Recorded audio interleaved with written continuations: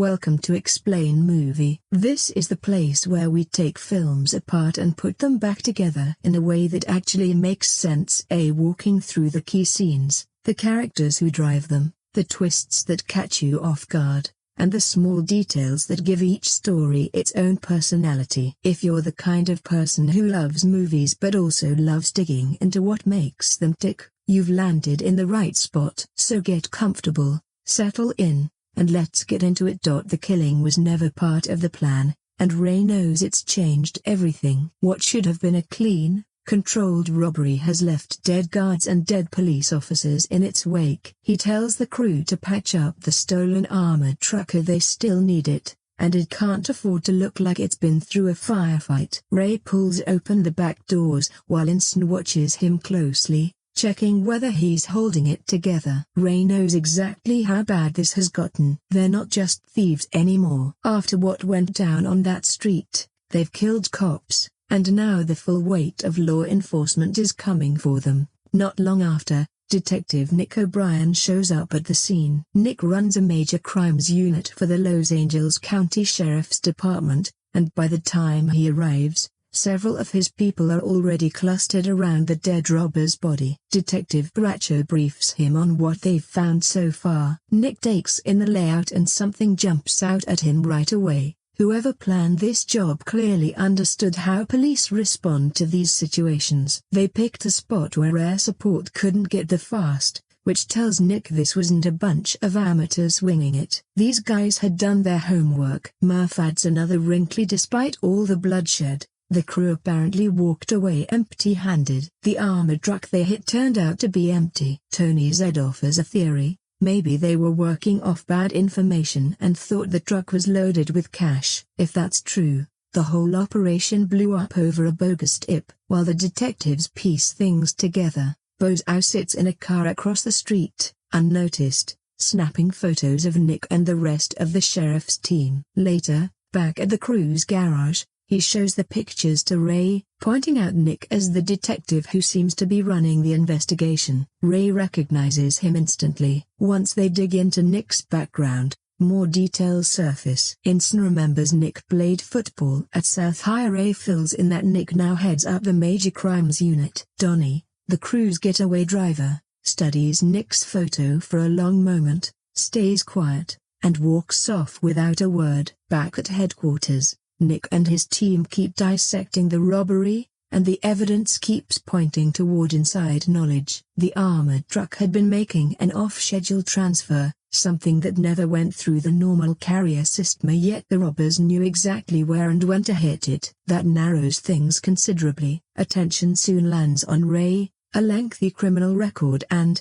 more tellingly, a parole release just 8 months earlier. His background makes him a natural fit for the kind of disciplined crew Nick's suspects pull this off. Meanwhile, Donnie's still pulling night shifts at a bar. One evening, a Federal Reserve employee has a few too many, leaves, and forgets his access badge behind. Donnie spots it, and rather than chase the guy down, quietly tucks the card into the register. He then wanders over to Mako, another one of Ray's crew who's drinking with 2 friends, Bose and Alexei. Donnie joins them for a shot, not realizing Nick is sitting in the same bar. Nick starts casually pumping him for information. Donnie explains the bar's neutral ground: cops, criminals, regular working folks. Everybody passes through and nobody starts trouble. Nick remarks that a bartender in a place like this must hear some interesting stories. Donnie admits he does. It all seems innocent enough. Later, when Donnie clocks out and heads to his car, Nick is suddenly at the open window with a taser, and Donnie goes down before he even registers what's happening. He wakes up in an unfamiliar bed. Disoriented, he wanders into the next room and finds Nick's entire team waiting in a motel room, along with several women there to make the scene feel even more chaotic and threatening. Nick doesn't waste time. He shows Donnie a surveillance photo proving they've caught him meeting with Ray. Gus starts rattling off Donnie's rap sheet: a stolen vehicle arrest, county time for an attempted manslaughter charge, even one of the fastest speeding tickets ever recorded in California. The message is blunt. Donnie already has enough baggage that one more slip could bury him. Donnie insists he barely knows Ray, claims the guy's just stopped by the bar a handful of times, nothing more. Nick isn't buying it. He rolls up his sleeve to reveal a skeleton tattoo marking his crew, the Regulators, and explains what it means. His group of cops doesn't play by the usual rulebook, and criminals who become real problems don't always see the inside of a courtroom. Sometimes, he implies, they don't make it that far at all. Then he mocks Donnie for being too nervous and green to be running with hardened criminals.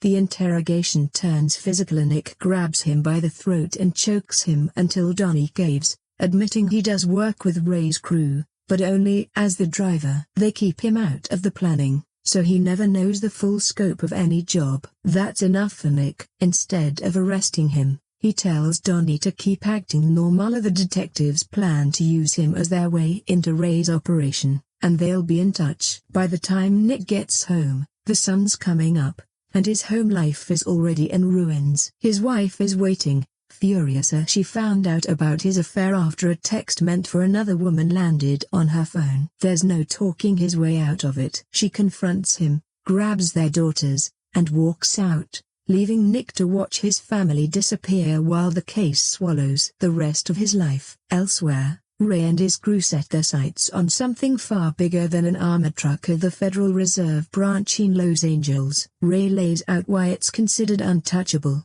No one has ever successfully robbed it. Its security dwarfs anything you'd find at a normal bank. Layered access controls, round-the-clock monitoring, armed guards, tightly choreographed movement throughout the building. 53 attempts have been made over the years, Ray says, and not one of them got past the lobby. That's exactly where he intends to strike. Back at headquarters, Nick's team keeps digging into Ray's crew and uncovers another thread. Ray, Insn, Bozo, and Donnie all served in the Marines. That explains the tactical precision behind these jobs. The detectives start lining Ray's history up against a string of unsolved, highly sophisticated robberies, and a pattern emerges. During Ray's 10 years in prison, those jobs essentially stopped, and they picked back up once he was out. To Nick, that's no coincidence. He tells the Regulators that Ray might be the thread connecting all of it or catch him in the act, and they could close out a whole pile of cold cases at once. The team breaks for lunch, but Nick's personal chaos catches up with him mid-meal. He's served with divorce papers on the spot. While Nick deals with that, Ray is back at the warehouse walking his crew through the Federal Reserve's daily operations, especially the money-counting floor. The plan hinges less on brute force and more on exploiting how the Fed handles currency headed for destruction. Ray explains that worn-out bills get pulled from circulation daily once flagged as unfit. Their serial numbers are wiped from active Fed records. Sometime between 4 and 5 p.m., those retired notes get sent to industrial shredders, and afterward, a waste company hauls away the shredded remains. That leaves a narrow window. Ray tells the crew that the room processing $100 bills alone handles roughly $30 million in unusable currency on a typical dia, and that's their target. Grab it after it's been pulled from the system but before the shredders get to it, and they can walk off with about $30 million that officially doesn't exist anymore. Nobody will even be looking for it. To get inside without raising flags, Donnie takes a job at a Chinese restaurant popular with Fed employees. Soon enough, he's sent on an actual delivery, carrying 2 bags of food through Fed security, which issues him a temporary badge and waves him through. He drops 1 bag off in the cafeteria for a group of waiting employees. The second bag serves a different purpose. After the delivery, he slips into the restroom, reaches up into the ventilation system, and hides the bag inside a duct before casually walking out. That evening, Ray's crew is winding down over dinner, the mood unusually relaxed until Nick and the Regulators walk into the same restaurant and take a nearby table, instantly cranking up the tension. Nick doesn't stay seated long. He strolls over to Ray's table and greets Donnie like an old acquaintance, claiming he recognizes him from the gym. Just enough cover for Donnie to explain the connection. But Nick keeps needling him, taking shots at the football team Ray once played for, then turning his attention to the women at the table with crude remarks clearly meant to provoke a reaction. Gus eventually steps in, pulls Nick away, apologizes to Ray's table, and leads him back to their seats. The damage is already done. Back at the warehouse, Ray grills Donnie about why Nick knew him. Donnie swears he's not cooperating with police, but Ray isn't in a listening mood. He pulls a gun on him and demands the truth. Under that pressure, Donnie admits Nick approached him and already knows who's in the crew, though he insists he hasn't given up anything useful and has barely spoken to Nick since. Ray studies him and decides he's telling the truth. Rather than cutting him loose, Ray turns it into an opportunity. He tells Donnie to make sure Nick hears one specific detail of the robbery is happening Friday. Later, Donnie catches up with Nick at a suit shop, still angry about the restaurant stunt that nearly blew his cover. Nick shrugs it off. Donnie passes along Ray's message. The heist is set for Friday, though he claims he still doesn't know the target. Nick now has a day, but not a location. The rivalry sharpens further when the two men cross paths at a shooting range. Ray's already firing when Nick shows up, loads in, and starts blasting away aggressively, clearly trying to prove he can handle a weapon just as well as anyone in the crew. Ray barely acknowledges him as he raises his own gun, fires a few tight, controlled bursts, and walks off without a word. Nick, irritated by the indifference, checks Ray's target and sees every round grouped almost dead center. That tells him everything. Ray wasn't unimpressed out of arrogance. Next to him, Nick's shooting simply wasn't anything special. Nick finds another way to needle Ray soon after, showing up at the club where Ray's girlfriend performs and watching from the crowd. After her set, she approaches him and whispers something in his ear. The two leave together and end up at her apartment. The next morning, Ray arrives, and his girlfriend quickly slips out of the room as Nick appears shirtless. The two men stare each other down for a long, tense moment. A handgun sits on a nearby table, and both notice it. Nick glances toward it and back at Ray, all but daring him to grab it and lose control. Ray sees exactly what he's doing, refuses to take the bait, gives him a small grin, and walks straight past him into the bedroom, shutting the door behind him. Nick heads out to his car and calls a fellow officer, passing along what he believes is a solid lead, that Ray's girlfriend just tipped him off to the location of the crew's next job. But inside the apartment, the truth is very different. Ray's girlfriend joins him in the bathroom and confirms she did exactly what he told her to. Nick hasn't stumbled onto their plan. He's been fed one. Friday arrives. The regulators stake out the bank they believe is the target and start watching. Eventually a van pulls into the lot, and Ray's crew steps out dressed for battle. Bulletproof vests, masks, rifles loaded. They storm the bank within seconds, shooting out the security cameras before anyone can react, screaming at customers and staff to hit the floor. Once the room is under control, the robbers move methodically, collecting phones, zip-tying hostages' wrists, and bagging their heads so no one can see clearly. Ray turns to the bank manager and orders him to call it in with a specific demand, $10 million and a fueled helicopter, 1 hour to deliver, or hostages start dying. One per additional hour. No officers near the building, no negotiator making direct contact, or someone inside dies. Within minutes, the street outside fills with flashing lights and sirens as patrol units and federal agents converge. What looks like a straightforward hostage robbery is unfolding in the heart of Los Angeles. Inside, Ray has the manager open the vault. When the phone rings, Ray answers and puts it on speaker so everyone can hear him ask where the police are meeting his demands. The negotiator calmly says they're working on it. Ray coldly tells him that call just cost a hostage their life, and hangs up. Bozau drags a captive toward the back of the bank, and moments later a single gunshot rings out. Outside, the negotiator calls back immediately. This time the manager answers, visibly shaken, confirming a hostage has already been killed and warning another will die if anyone calls again too soon. The negotiator pivots and asks for 90 minutes instead of the original window. The manager glances at Ray, who gives a small nod, and the deal is set. While the standoff drags on, officers outside pore over the building's blueprints for any entry point. Then a powerful explosion rocks the bank, and the obvious assumption outside is that the crew just blasted into the vault. Nick,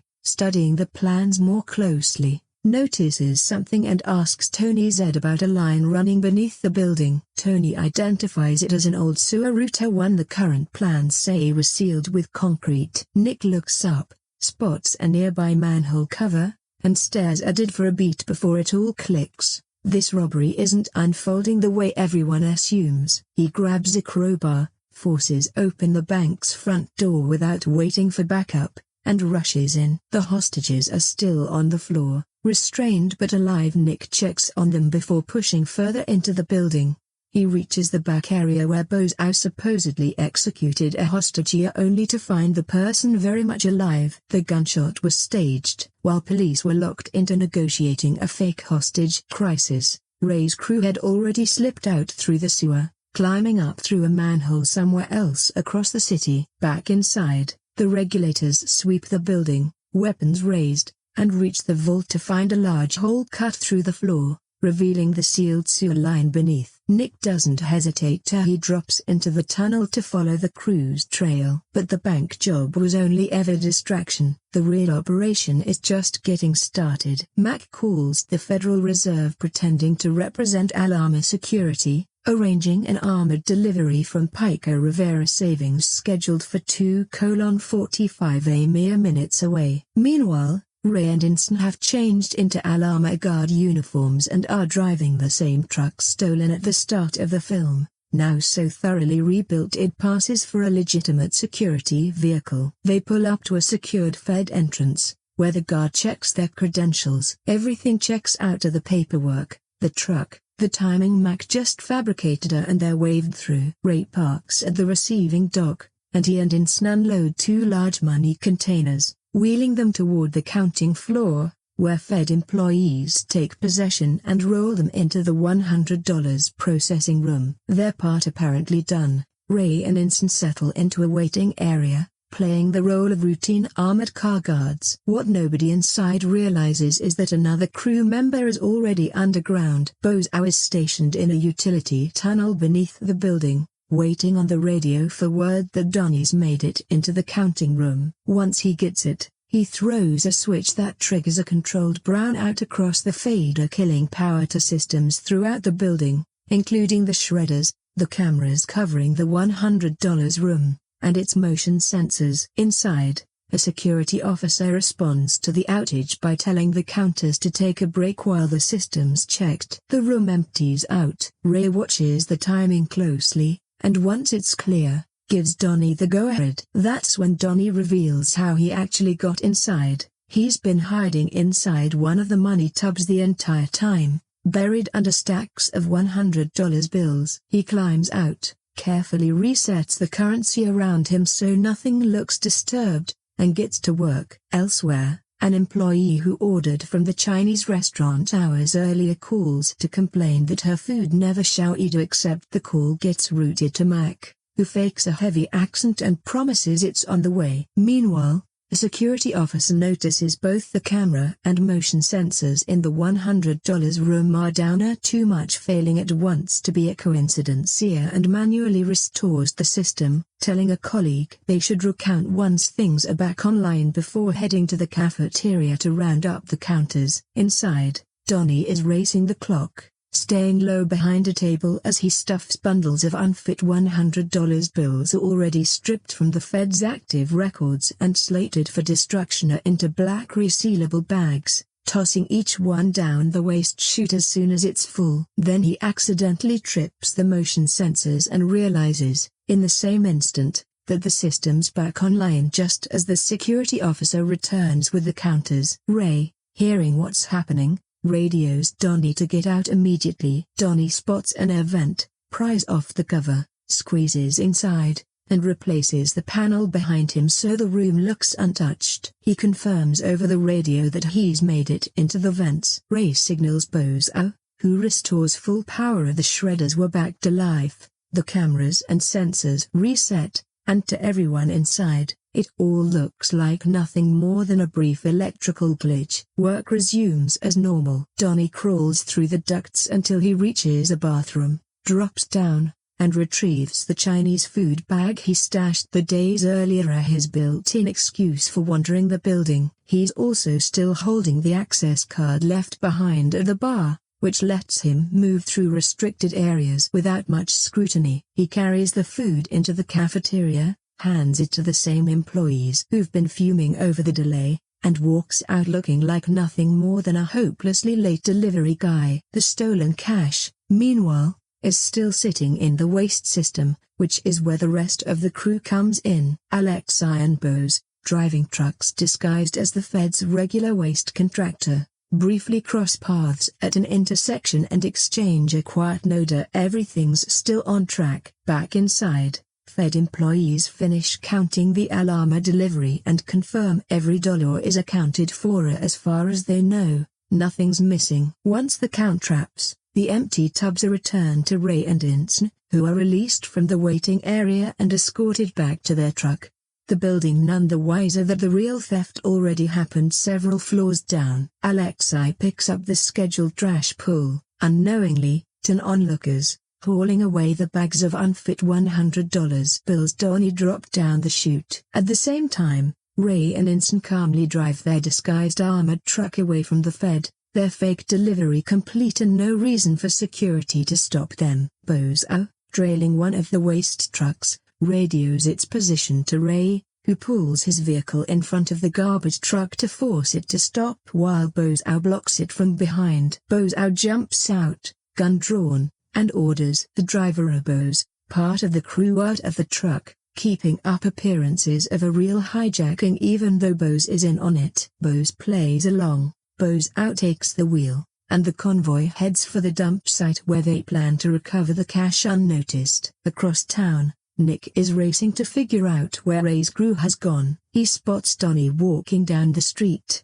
pulls over, and while Mac watches from a distance, see Gus and Tony Z drag Donnie into the car before he can react. The questioning turns brutal fast. Nick and the others rough him up, demanding Ray's location. Donnie holds out as long as he can before finally breaking and giving them the address. At the dump site, Ray gets a call from Mac, who tells him Donnie's been picked up by police and that his own cover is still intact, asking where he should go next. Ray says nothing, then hangs up. He tells Insn that both Donnie and Mac are compromised and nothing about their escape plan can be trusted anymore. He and Insn take off in the Suburban, but Nick spots the vehicle and starts tailing it through the city, the pursuit eventually spilling onto a freeway jammed with traffic. Nick radios Murph and Baracho with the crew's location, and inside the Suburban, Ray checks his mirror and spots Nick's truck several rows back, roughly 20 cars between them, but he knows immediately he's been found. Traffic grinds to a total stop, and both sides realize there's nowhere left to go. Gus cuffs Donnie inside Nick's truck while Nick, Gus, and Tony Z step out and start working through the stalled cars, joined by Murph and Baracho from another angle. Ahead, Ray, Insn, and Bozo climb out of the Suburban. Both groups close the distance through the maze of trapped vehicles until Ray fires first, killing Baracho instantly. The regulators open fire, and within seconds the freeway turns into a war zone, automatic gunfire ripping through car doors, windows, and windshields while terrified civilians duck for cover. The detectives use vehicles as shields and return fire while Ray's crew shoots from further up the line. Bozo takes a fatal round to the neck. Ray keeps fighting, catching Tony Z in the knee and taking him out of the chase. With police closing in,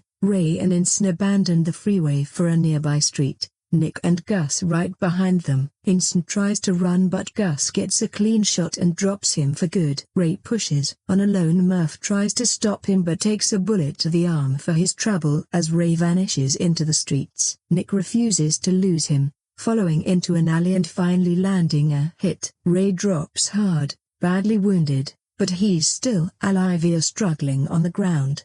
He forces another magazine into his weapon and hauls himself back up, walking toward Nick while firing. Nick ducks for cover, reloads, and when Ray keeps advancing, fires again, this time catching him in the chest. Ray goes down behind a parked car but still won't quit. He digs through his vest for another magazine, finds nothing, and realizes he's completely out of ammo. He gets up anyway, raises the empty weapon, and points it straight at Nick. From where Nick's standing, there's no way to know it's empty. Neither man moves for a moment. Nick hesitates, reluctant to pull the trigger unless he has no choice, but Ray keeps the gun trained on him, and Nick finally fires in self-defense. Ray falls for the last time. With the shooting over, Nick heads back to his truck and discovers Donnie's gone. Somehow he slipped away during the chaos. He and Gus check the bags recovered from the Suburban, expecting to find the feds missing millions,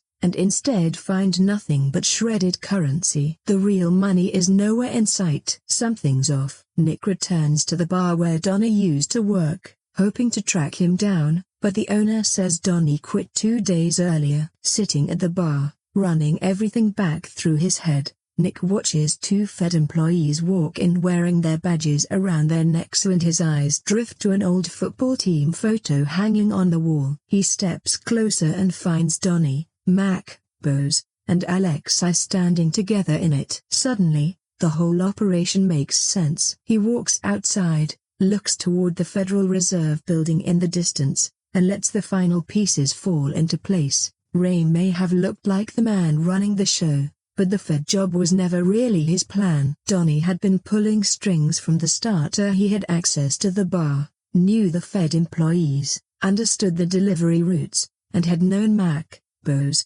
and Alexei long before Ray's crew ever got involved. While everyone, Nick included, stayed fixated on Ray, Donnie had quietly made himself the center of the whole operation. Nick finally sees the truth. Donnie was the real mastermind all along.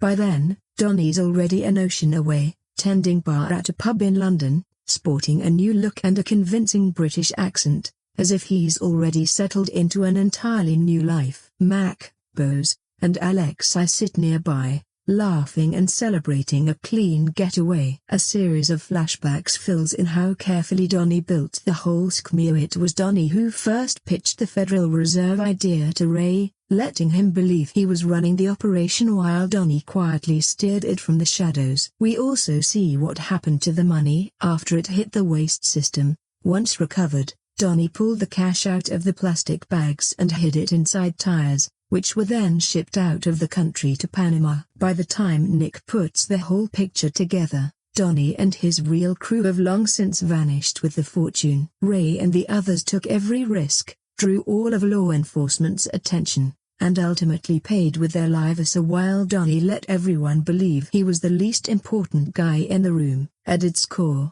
Den of Thieves is working a formula we've seen countless times: a razor-sharp crew of robbers, a cop teetering one bad decision away from losing his badge, a massive score buried somewhere in Los Angeles, and both sides trying to outguess each other before somebody ends up dead. So no, this movie isn't reinventing the heist genre. If anything, it leans hard into that familiarity right from the jump. We're told Los Angeles is essentially the bank robbery capital of the world, and almost immediately we're dropped into an armored truck job that goes completely off the rails. People die, the truck disappears, and then comes the strange twist: there was apparently nothing worth stealing inside it. That detail is what hooks Nick O'Brien, because this clearly wasn't some desperate crew hitting a random target. Ray Merriman and his crew are disciplined, mostly ex-military professionals who know exactly what they're doing. If they'll risk that much for an empty truck, there has to be a reason. That question drives a surprising amount of the first half. Nick starts circling the crew. Merriman knows he's being watched. From there,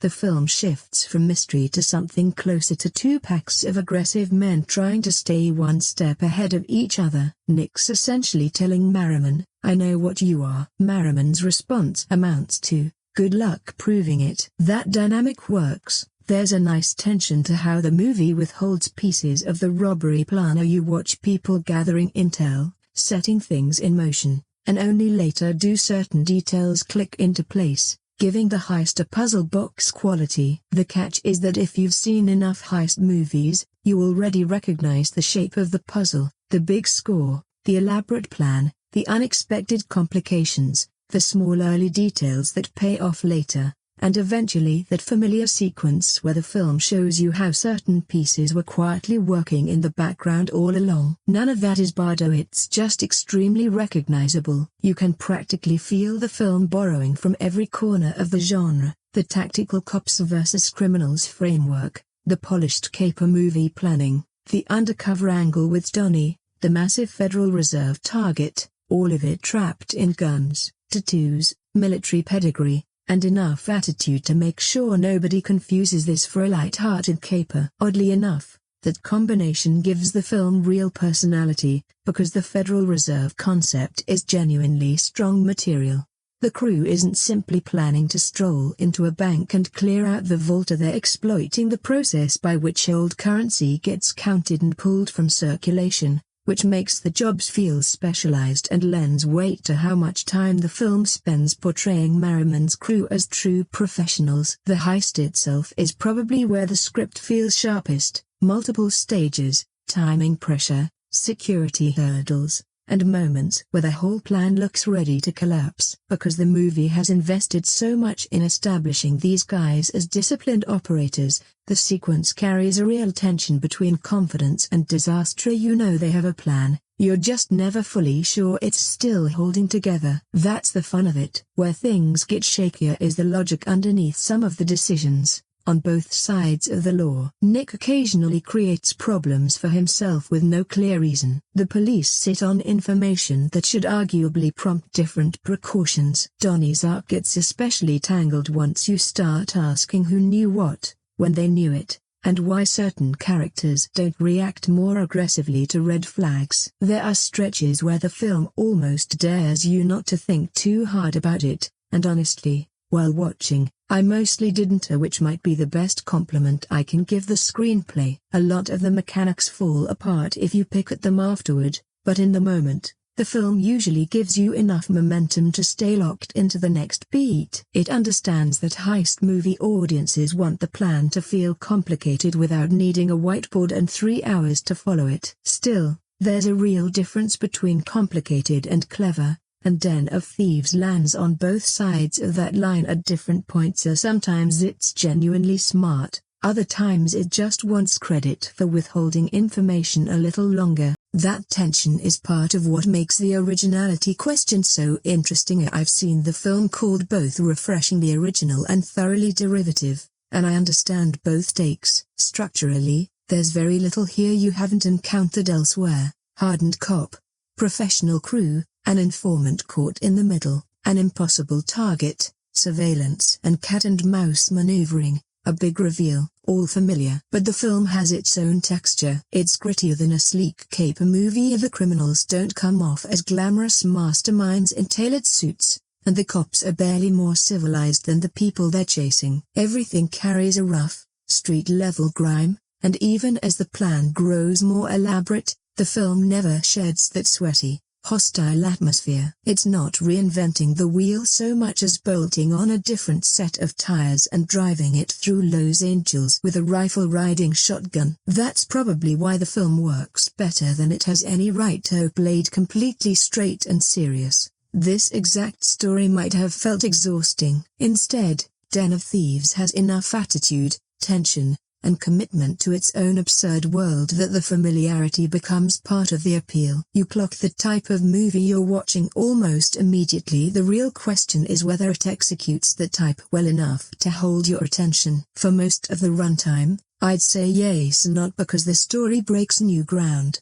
but because there's a meaningful gap between lazily borrowing genre formula and genuinely understanding why that formula works. Den of Thieves clearly gets why audiences enjoy watching professional criminals plot something impossible while an obsessive cop closes in. It just keeps layering on more muscle, more firepower, more attitude. When the film stays locked onto that central game of the cops trying to pin down the target, the crew quietly assembling the job, Donnie shuttling between both worlds, so it's genuinely gripping. The weaker stretches tend to show up when the script gets too impressed with its own complexity, or when logic bends to protect an upcoming twist. But as a piece of straightforward heist filmmaking, it knows exactly what kind of movie it wants to be, maybe a little too well. The characters are probably the biggest reason Den of Thieves holds together as well as it does, because on paper, most of these people should be hard to spend 2+ hours with. And honestly, they kind of are. Nick O'Brien isn't written as a clean-cut cop you're meant to root for automatically. Gerard Butler plays him like a man who's spent years convincing himself that being the toughest presence in the room is the same thing as being in control. It isn't. Nick drinks too much, crosses lines constantly, intimidates suspects, sabotages his own home life, and treats department rules as optional for everyone but himself. He's rough, reckless, and often genuinely unpleasant, but Butler commits fully, which matters, because a more sympathetic take on Nick probably wouldn't have worked nearly as well. Butler seems entirely comfortable letting the character be ugly and not physically. Obviously this whole cast looks like it was assembled at a gym, but emotionally, Nick can be funny one beat and deeply grating the next. You understand why people follow him, and you understand exactly why his marriage is collapsing. That contradiction gives Butler more to chew on than a generic angry cop with a gun. There's something almost feral about the performance here. Nick enters rooms expecting to be noted, eats aggressively, drinks aggressively, talks aggressively, and seems to be waiting for any excuse, even standing still. It could have tipped into self-parody easily, and sometimes it does. But Butler has the presence to keep reeling it back in. The film also smartly avoids surrounding him with criminals who feel obviously worthy the easy version of this story. Instead, Ray Merriman and his crew frequently come across as calmer, more disciplined, and in certain moments more professional than the cops chasing them. Pablo Schreiber does a lot of the heavy lifting here. Merriman is intimidating in a completely different register than Nick, and Nick is chaos. Merriman is control. Schreiber doesn't need volume or bravado. There's a constant sense that Merriman is calculating, watching, keeping his emotions locked down, which tracks for a character built as an experienced ex-military crew leader who operates with real precision. That contrast sharpens the rivalry, and Nick wants Merriman to know he's coming, and Merriman seems perfectly content letting Nick believe that matters. Nick has the badge, and that's about as far as any moral high ground goes. His unit behaves like just another gang, intimidating people, bending rules, wearing the same muscle, tattoos, aggressive language, and dominance-obsessed posturing as the criminals they're chasing. At points, the cops arguably come off worse, which is one of the smarter choices the film makes. You're not watching good people stop bad people. You're watching two groups of hard men operating under their own flexible rulebooks. Merriman's crew are criminals, and the film never pretends otherwise, but it doesn't reduce them to cartoon villains either. They show loyalty to each other, maintain relationships, have lives outside the job, and at times seem more emotionally stable than the people supposedly upholding the law. That erases the usual shortcut of rooting for a clear good side, because there really isn't one. And that uncertainty carries a lot of the film's weight. Some of the attempts at emotional depth land better than others. Nick's marriage is the clearest example. The film spends real time on its collapse, clearly aiming to show that the same traits making Nick effective, or at least imposing, at work are wrecking his personal life. He can control a suspect but not his own household. That idea tracks. The subplot just runs longer than it needs to, occasionally making it feel like the film briefly wanders into a different story altogether. His wife's anger, his drinking, the slow deterioration, the kids caught in the fallout. There's something worthwhile in that. I'm just not convinced the film always knows what to do with it. Sometimes those scenes deepen Nick, other times they feel like an assumption that every tough cop character needs a broken marriage as standard equipment. The same issue crops up with some of the crew. We get glimpses of their lives without always getting enough to fully understand them. The scene where 50 Cent's character confronts his daughter's prom date is a good example. Some viewers will enjoy the glimpse of personality outside the heist, Others will wonder why it survived the edit. I land somewhere in between. It's mildly funny and reveals something about how these guys behave off the clock, but cut it entirely and the core story probably loses nothing. 50 Cent himself is a bit of a mixed bag physically. He absolutely fits the world standing alongside Merriman's crew. You buy that these men spend their free time lifting things most people would hire movers for. Performance-wise, though, he doesn't leave the same impression as Butler, Schreiber, or O'Shea Jackson Jr. Jackson, on the other hand, turns out far more interesting than expected. Donnie starts out feeling like the least significant person in the room and not the intimidating mastermind, not the volatile cop, not the hulking ex-military operator. He's the driver, quiet, watchful, easy to write off, which turns out to be exactly why the character works. The story keeps shuffling him between factions. Merriman's crew needs him, Nick's team pressures him, and he reads as vulnerable, surrounded by men who could fold him into a suitcase without much effort. But as the story develops, Donnie's importance keeps growing, and Jackson plays that shift without overplaying it. He brings a natural, understated presence to a film where nearly every other major character is trying hard to look dangerous. Donnie spends most of his screen time simply watching, which is exactly what makes you watch him back. Depending on how closely you're paying attention, his arc becomes one of the most compelling threads in the whole movie. There's a broader payoff to this approach. Nobody here is engineered to be especially lovable, which sounds minor but really isn't. A weaker version of this story hands Nick a heroic speech, makes Merriman a straightforward villain, and turns Donnie into a simple victim caught between them. Instead, everyone carries something. Questionably, Nick's aggression is self-destructive. Merriman's discipline still fuels violent crime. Donnie is more layered than his surface suggests. The cops behave like criminals, and the criminals occasionally out-professional the cops. Even the family material refuses to clean anyone up. As a result,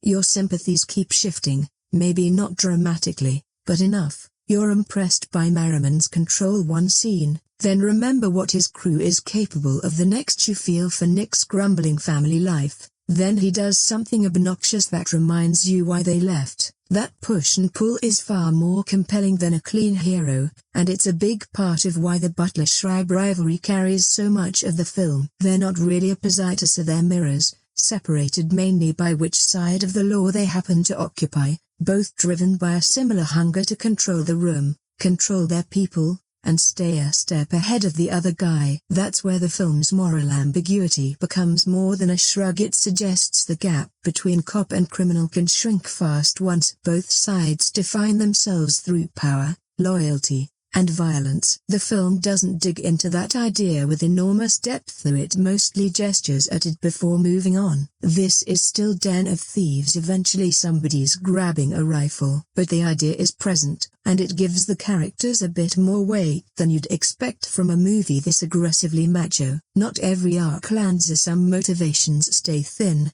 some relationships needed more room, others could have used less, but the central performances hold everything together. Butler supplies the messy energy, Schreiber the control, Jackson the uncertainty, and once those three start circling each other, the cops and robbers setup becomes far more compelling than it would have been with clearly labeled heroes and villains. You may not like these people, I don't think you're meant to, but you keep watching them, and for a movie full of characters who look like they'd throw a punch over eye contact, that's probably the whole point. If there's one thing Den of Thieves is not remotely shy about, it's testosterone. This movie practically sweats it out. Everyone's massive, everyone's armed, everyone looks irritated, and it seems like half the cast just left the gym while the other half is heading the next. Nearly every conversation feels one wrong word away from a fight over nothing. And that's clearly by design. The film wants to live inside this specific world of hard-drinking cops,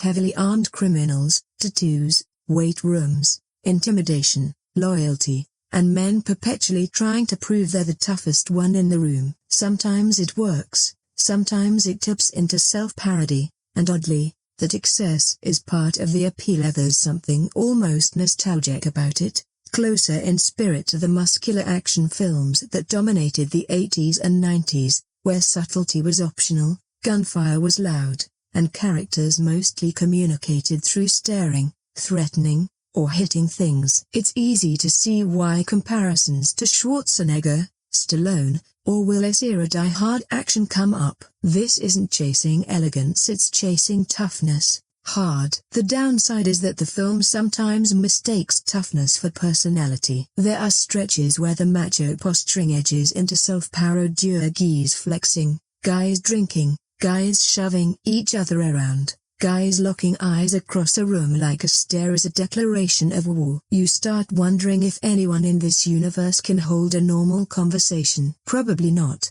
but the commitment is total. So you're either along for the ride or you're not. That's a defining trait of Den of Thieves, so it isn't chasing universal approval. If hypermasculine crime thrillers aren't your thing, this movie won't pivot into something else halfway through, it doubles down instead. The machismo is baked into the atmosphere. Arguably it is the atmosphere. But there's something slightly sharper underneath all the chest thumping. Because the cops and criminals keep mirroring each other, the film quietly plays with the idea that these men aren't as different as they'd like to believe. Same obsession with loyalty, same hunger for control, same appetite for confrontation, same aggressive approach to problem solving. The main difference is which side of the law they happen to stand on, and once you notice that, the macho posturing stops feeling like decoration and starts connecting to the film's blurred sense of morality. Nick's crew acts like gangsters. Merriman's crew sometimes operates with more discipline than the police. The film never turns this into a grand thesis statement, and honestly, it probably shouldn't. There's no lecture on morality or law enforcement, just these people placed side by side, letting you notice the resemblance. There are faint hints of commentary on alpha male behavior. Nick always has to dominate a room. Merriman never wants to look weak. Everyone seems trapped performing toughness. Call it toxic masculinity if you like, the materials there, but the film doesn't fully interrogate it. At times it seems aware these men are ridiculous, at other times it clearly thinks they're cool. And that tension is oddly fascinating. A Den of Thieves both admires this world and exposes its ugliness. You get the swagger, and you also get broken marriages, violence, poor decisions, emotional immaturity, and men who process vulnerability by turning it into anger. The contradiction never resolves. The film just sits inside it, which feels appropriate for the kind of movie this is. Now, we have to address Heat, because the influence is impossible to miss. Los Angeles, professional criminals, an aggressive lawman, two sides sizing each other up, a sprawling urban crime story, massive tactical gunfights,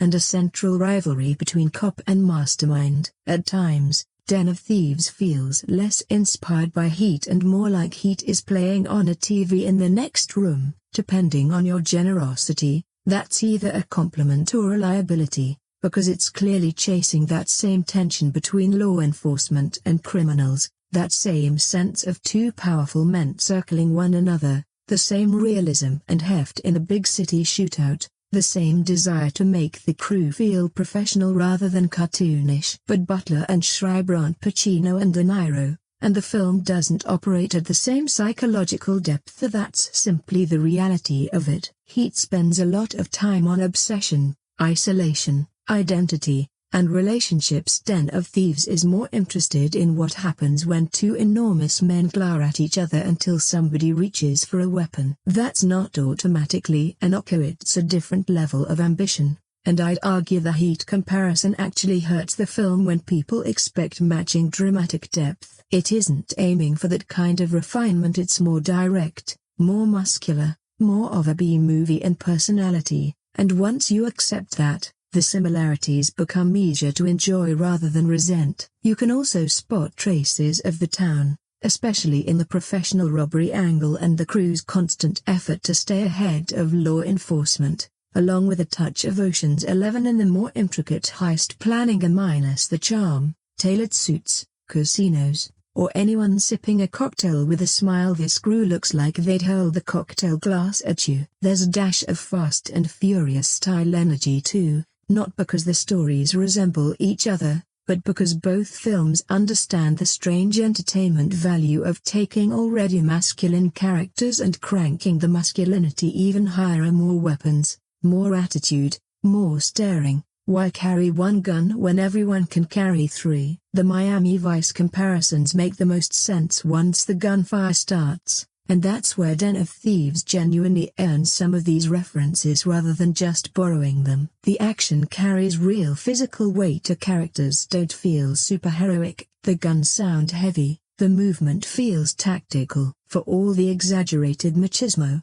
the violence itself often lands with real weight. And that combination is probably what gives the film its identity. Eat for the cops and robbers dynamic, Ocean's 11 for the elaborate planning, old school action cinema for attitude, plus a layer of modern street-level gritty, yet the finished product still has its own flavor. Grimy, loud, unapologetically masculine, occasionally a little dumb, surprisingly sharp elsewhere, and thoroughly convinced that every problem in Los Angeles can be solved through surveillance, intimidation, or automatic weapons fire. There's something almost refreshing about how little the film cares about seeming tasteful, or it knows exactly who it's playing to. That focus creates real limitations, of course. If you're hoping for nuanced characterization or serious social commentary, the film only brushes against those ideas. Hints at corrupt institutions, hints at destructive masculinity, hints that cops and criminals might not be as different as either side wants to believe. Here before somebody growls, a car peels out, a gun appears, and we're right back in the movie it actually wants to be. I'm fine with that, because the film's personality comes precisely from that tension. It wants to examine these men critically while clearly enjoying watching them. It knows some of this behavior is toxic and also thinks it looks cool. It knows it's borrowing heavily from classic crime cinema and doesn't seem embarrassed about it. That confidence carries a lot of the experience. So yes, Den of Thieves wears its influences openly, sometimes too openly, but it isn't a pure copy. It takes familiar crime thriller DNA and runs it through a rougher, louder, more aggressively masculine filter, and whether that sounds entertaining or exhausting probably tells you exactly how you'll feel about the movie. Christian Guldegust's direction is arguably the biggest reason the film works as well as it does, because the script has real problems, or we've already covered plot holes, padding, scenes that feel imported from another movie, but visually, this thing knows exactly what it's going for. Guldegust was making his directorial debut, which genuinely surprised me the first time through. There's a confidence to how certain scenes are shot that doesn't read like someone nervously feeling their way through a first feature. The movie has weight, and not prestige picture weight, but literal physical weight. The cars feel heavy, the guns feel heavy, the people feel heavy, and even the way characters enter a room carries a deliberate, grounded quality. The Los Angeles setting helps enormously. Guldegust never tries to make the city glossy. This isn't sunshine, palm trees, and expensive restaurants, so it's concrete, traffic, industrial spaces, parking lots, armored trucks, freeways, and patrol cars. It feels hot, dirty, faintly hostile, and that atmosphere suits the characters perfectly. These aren't elegant criminals plotting a casino job in designer suits. They belong in warehouses, shooting ranges, bars, and back rooms. The cops aren't much cleaner, and the visual language reflects that. Nothing about the cinematography is especially flashy, which I appreciate. The framing stays controlled. You always know where people are and where a vehicle's coming from and going to. That sounds basic, but plenty of modern action films can't be bothered to guarantee it. One of the smarter choices here is that Guldegust doesn't shake the camera into oblivion every time a gun fires. The action gets room to breathe. The camera moves, but the movement feels motivated, following characters through space instead of vibrating around them, hoping the chaos reads as excitement. That makes a real difference once things turn violent, and when they do, Den of Thieves gets loud. The gunfire is probably one of the most memorable elements. These don't sound like little prop pops, they crack and punch, giving the shootouts a physical edge that separates carrying a weapon from actually opening fire with it. Because the film spends so much time building toward its bigger action beats, The payoff hits harder when it arrives. The restraint matters. This isn't 2 hours of non-stop shooting. Much of the runtime is surveillance, intimidation, planning, tailing people, talking in parking lots, trying to read the other side ear, so when the violence finally erupts, it feels like released pressure. The opening armored truck robbery sets the tone well, establishing immediately that this crew is organized, capable, and comfortable with weapons, without leaning on some overblown CG spectacle. That practicality extends to the production overall, though the film doesn't seem desperate to dazzle you with effects, relying instead on real locations, real vehicles, real weapons, bodies actually moving through space. There are explosions and big set pieces,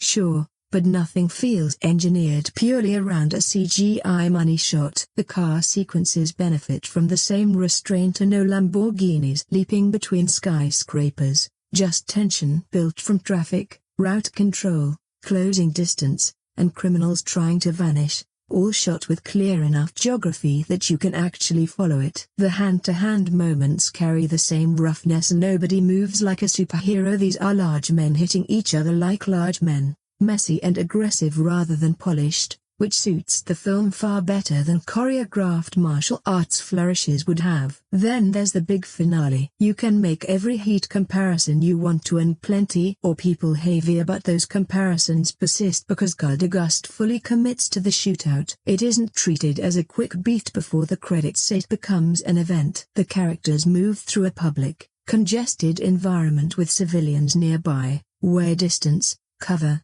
reloading, and movement all matter, giving the whole sequence the tactical flavor the film's been promising since the opening. The sound design goes into overdrive, rounds cracking, walls taking hits, vehicles absorbing fire, everyone shouting, and it gets genuinely overwhelming in a good way, putting you inside that panic rather than watching it from a comfortable distance. Is it as strong as the Heat shootout? Not quite. That's a dangerous comparison to invite, because Den of Thieves starts punching above its weight the moment you set the two side by side. But judged on its own terms, the finale is highly effective, especially because clarity never breaks down. You always know where Nick is, where Merriman is, and where the danger's coming from, so every movement carries meaning. There are moments where the film clearly indulges itself, or a shot lingers a beat too long. A character gets framed like the fall of Rome is unfolding when it's really just Gerard Butler being angry again. That happens, but I'd rather have a director overcommitting to atmosphere than shooting the whole thing like faceless streaming filler. There's genuine personality here. You can tell Gardegust loves this genre,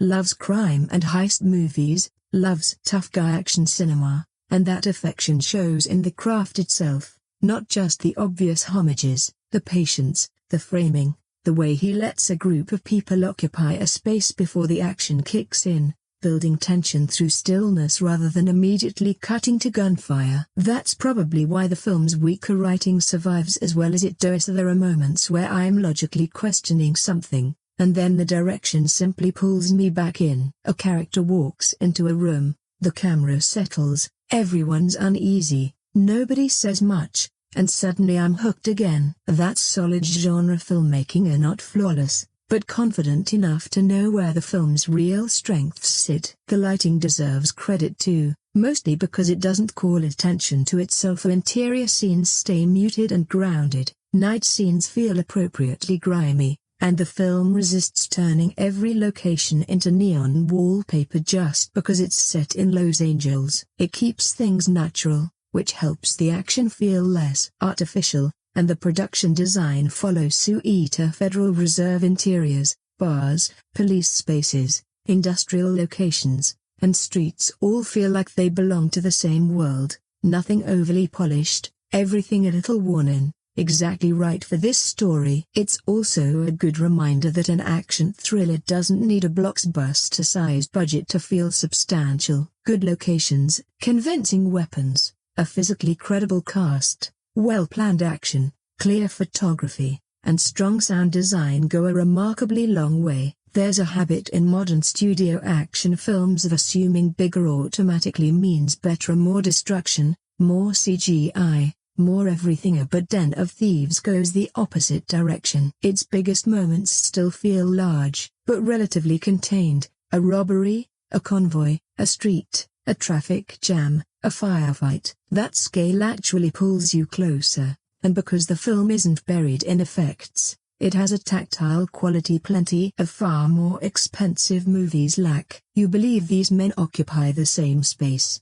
believe the cars are really there, believe the guns are really firing. That physical credibility gives the story something solid to stand on, which matters in a film whose plot occasionally asks a lot of your patience. That said, not every action sequence lands equally well for everyone. Some viewers find the gunfights repetitive or even a little flat, and I understand that if you're not already invested in tactical style action, since the film sticks to one fairly consistent visual approach rather than reinventing each set piece. For me, that consistency works. For someone else, it might read as monotonous. Either way, the execution generally outpaces what the material sometimes deserves. That's the through line with Gudagust's direction. Even when the story gets messy, it rarely feels lazy. There's clear intention behind how scenes are staged, real thought behind the action choreography, and enough visual discipline to keep the film from collapsing into generic tough guy noise. Considering this was a first feature,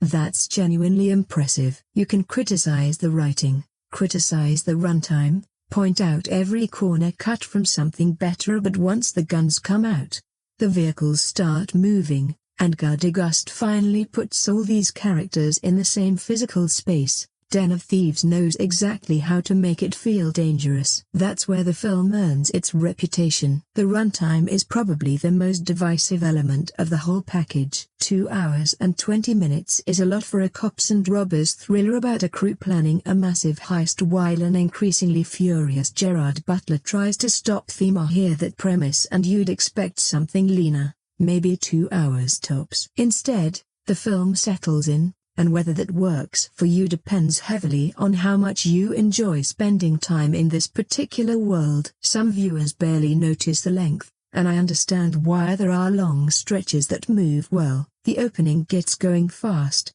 the investigation builds real momentum, the back and forth between Nick and the Merriman keeps shifting focus, and once the Federal Reserve plan starts coming together, the film develops a strong forward pull. The heist sequence itself is particularly good at playing with your sense of time. It runs long, quite long actually, but because so many moving parts are security obstacles, timing pressure, small complications, it keeps surfacing. It rarely feels static. You're watching pieces of the plan click into place, then watching something threaten to knock it loose. That's strong pacing. There's always another small crisis arriving, and when the film is doing that, length barely registers as an issue. Then you hit the middle stretch, and the complaints start making more sense, because Den of Thieves has a habit of pausing the central story for material that feels like it should matter, even when it doesn't always pay off later. Nick's marriage is the clearest case. You understand why those scenes exist,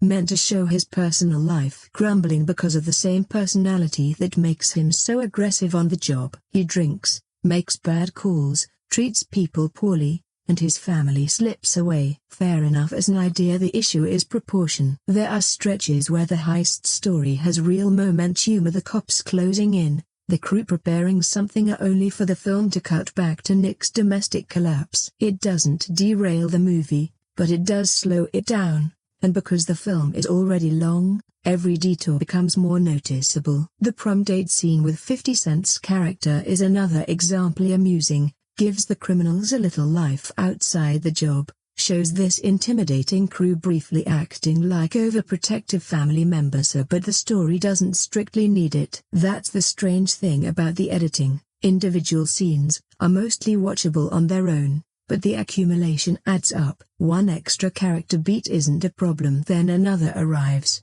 then a domestic sequence, then another macho standoff where two guys stare each other down for half a minute, and eventually you start thinking some of this could go. That's why the pacing debate around this movie gets muddled. Too long and badly paced aren't the same criticism. Plenty of viewers think the pacing is excellent, and I see their point scene to scene, The film often moves with real purpose, tension, and forward information. But the overall structure still feels padded in places. A film can move well scene by scene and still leave you thinking the whole thing could lose 15 or 20 minutes. That's roughly where I land. I don't think the film needs to shrink down to 90 minutes of pure action actually. I think that would hurt it. Part of what makes Den of Thieves effective is the slow burn. Spending real time with these characters is what makes the final heist and shootout feel earned. Cut too aggressively and you risk reducing Merriman's crew to generic gunman and Nick to nothing but a shouting cop. The slower material does give the world texture and a lived-in feel,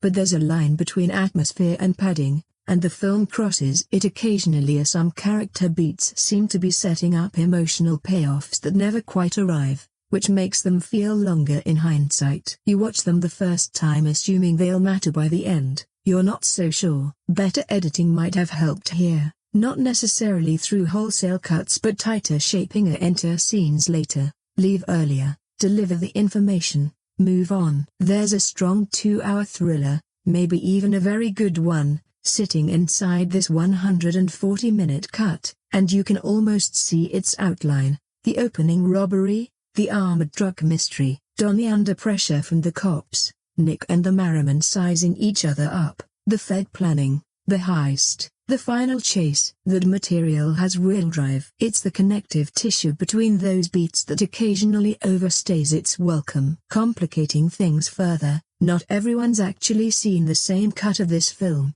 which muddies the runtime conversation even more. A shorter international version, including one released in Germany, reportedly trimmed more than 20 minutes off the longer American cut, while additional material appeared in the director's cuter, meaning depending on which version someone watched, they might be describing genuinely different experiences. That matters, because one viewer saying this flies by and another saying this could lose half an hour might literally be reacting to two different edits. One reviewer who eventually watched the extended Blu-ray version, running closer to 150 minutes, actually preferred it, feeling the added material improved rather than bloated the experience here, which is a little counterintuitive, since a longer cut of an already long action movie usually sounds like more of the same problem. But sometimes extra length isn't automatically slower if the additional scenes sharpen character motivation or clarify structure. A film can feel smoother even while technically running longer, and that seems to be the case for at least some viewers of the extended cut. Others would likely call that a form of punishment, and honestly, both reactions make sense, because the real issue with Den of Thieves isn't purely the runtime, it's what those extra minutes are actually doing. When the film's building the robbery, tracking the investigation, or letting cops and criminals circle each other, the time generally works in its favor. When it indulges side stories, macho posturing, or emotional beats that never fully develop, you suddenly become very aware you've been sitting there for over 2 hours. That awareness comes and goes strangely as some sections fly by, others practically dare the editor to cut away and get ignored. A look, another look, some drinking, a domestic fight, back to staring her. Come on, there's a Federal Reserve to rob. Still, I'd rather sit through a crime thriller that takes a bit too much time than one that rushes everything. At least this one lets the heist breathe, gives the final confrontation real build-up, and gives the Nick Merriman rivalry room to develop. The issue is that it extends that same generosity to nearly everything else, and not everything deserves equal real estate. That's the editing problem in a sentence here. The film doesn't always distinguish between essential scenes and merely enjoyable ones. So yes, Den of Thieves runs longer, way too long for some, surprisingly painless for others. I land somewhere in between. The runtime doesn't sink the film, not even close, but I don't think every minute earns its place either. There's a tighter cut hiding inside it, one that keeps the character work, the tension, and the deliberate build-up while trimming enough excess that the final act lands with even more force. Given how strong that final stretch is, getting there a bit faster wouldn't have hurt. By the time the film reaches its final stretch, it finally cashes in everything it's been building to: order, the surveillance, the posturing, the planning, the suspicion, The long setup all start paying off, and this is probably the section most people walk away remembering. The Federal Reserve job has been looming over the story for a while, and once it's in motion, the film tightens up considerably. All the small pieces click together as you watch the crew adjust and improvise while staying ahead of the police, and for a solid stretch, the film becomes exactly the tense heist thriller it's been promising. There's less talking, less domestic drama, less posturing over who's tougher. Everyone finally has something concrete to do, and that shift helps enormously. The heist itself works because it isn't a single smash and grab. It unfolds across several stages with plenty of room for something to go wrong, and enough uncertainty to keep the whole sequence alive. You watch the plan unfold, then complicate, then start wondering whether the complications were part of the plan all along. That's the fun of it. Once police close in, the film shifts gears again into the final shootout. Loud, chaotic, and staged deliberately to feel dangerous rather than stylish. Traffic, civilians, cramped space, people scrambling between cover. It's nothing like a clean action movie arena where everyone gets a perfect shot with no exposure. It feels claustrophobic and stressful, and the gunfire carries real weight. The film clearly wants this to be its own version of the Heat freeway shootout, and the comparison is unavoidable. Is it as good? No, I wouldn't rank it there, but it's still a highly effective piece of action filmmaking, and for anyone who's spent 2 hours watching these characters circle each other, it delivers the payoff they came for. What's strange is that the ending is doing two very different jobs at once. On one hand, it delivers the physical climax. The cops and robbers finally collide, the weapons come out, all that pent-up testosterone finally has somewhere to go. But just when you think the film's essentially wrapped, it starts rearranging everything you've watched, which is where Donnie's true role takes over. Depending on your reaction to that reveal, it's either the moment the film gets smarter than expected or the moment it gets a little too pleased with itself. I land somewhere in the middle. I think the twist mostly works so it forces you to reconsider where Donnie was positioned the entire time, what he actually knew, what everyone else assumed about him, and how much control he really had. Because he spent so much of the runtime being underestimated, the reveal carries genuine logic. The character who seemed least threatening turns out to be running the bigger game. That's a strong heist movie idea, but the more you sit with it, the more questions surface. Some motivations feel fuzzy, certain logistics feel a little too convenient, and a few earlier scenes start looking less like clever setup and more like the script deliberately withholding information to protect the twist. That's always the risk with this kind of ending. A good twist makes you think, of course. A weaker one makes you think, wait, how? Den of Thieves gives you a bit of both. The first reaction is satisfying. The second one arrives about 5 minutes later. If you watch a lot of heist films, you might see parts of the reveal coming regardless. Some viewers were genuinely caught off guard by the ending, others found it fairly obvious, and neither reaction seems unreasonable. The film does plant enough material for an attentive viewer to grow suspicious,